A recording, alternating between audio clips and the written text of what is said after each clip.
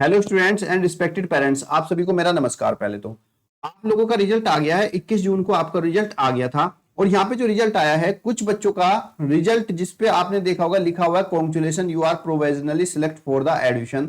यहाँ पे लिखा हुआ है कि आप जो है एडमिशन के लिए सिलेक्ट हो गए। तो इन सभी बच्चों को मेरा बहुत बहुत कॉन्ग्रेचुलेशन।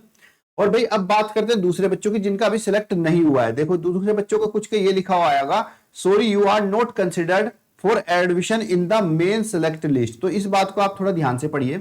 यहाँ पे ये कहा गया है कि आपका बच्चा का जो है सिलेक्शन अभी नहीं हुआ है, यानी कि आपका बच्चे का सिलेक्शन मेन लिस्ट में नहीं हुआ है।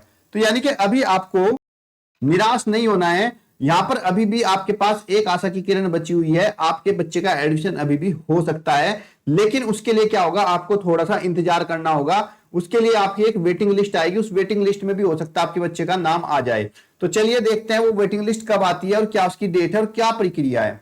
तो यहाँ पे देख लीजिए, आज का रिजल्ट तो आज आ गया 21 जून को, रिजल्ट आपका कंप्लीट हो गया है। अब बात करते हैं अगली वेटिंग लिस्ट कब आएगी। तो वेटिंग लिस्ट जो है आपकी सेकंड वेटिंग लिस्ट जो है वो आपकी आएगी लगभग 15 सितंबर के आसपास। ठीक है, ये आपकी 15 सितंबर के आसपास जो आपकी वेटिंग लिस्ट आ जाएगी। उसके बाद अगर पहली वेटिंग लिस्ट में भी नंबर नहीं आता है तो उसके बाद फिर नवोदय जारी करता है आपकी सेकंड वेटिंग लिस्ट, जो आपकी लगभग 30 सितंबर के आसपास आएगी।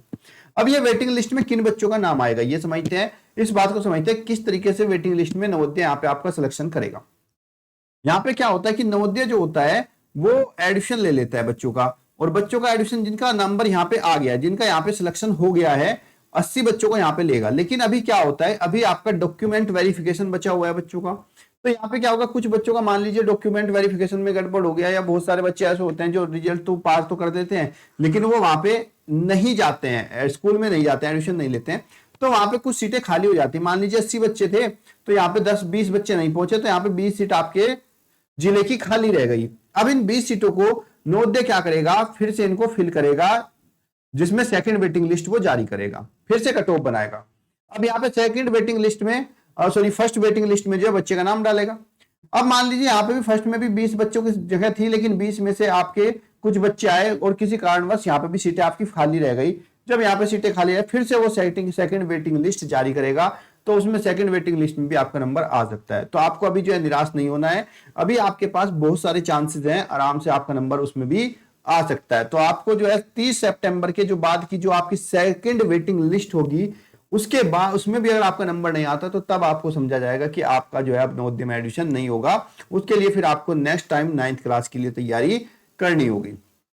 तो मुझे उम्मीद है आपको ये जानकारी समझ में आ गई होगी, किस तरीके से वेटिंग लिस्ट जारी होगी और कब जारी होगी ये भी आपको समझ में आ गया। और आपको कैसे चेक करनी है वो मैंने आपको बता ही रखा है, सीधा आपको नवोदय की वेबसाइट पर जाना है, वहां से आपको हो जाएगा।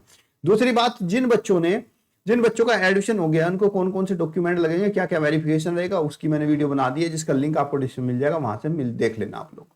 ठीक है, तो चलिए आज की जो जानकारी थी वो यही थी कि बस यही बताना था वेटिंग लिस्ट कब होगी, तो आप लोगों को परेशान नहीं होना और अपनी वेटिंग लिस्ट को ध्यान में रखना है। ठीक है, जानकारी अच्छी लगी है तो वीडियो को शेयर, सब्सक्राइब और लाइक जरूर करिएगा। धन्यवाद। जय हिंद, जय भारत।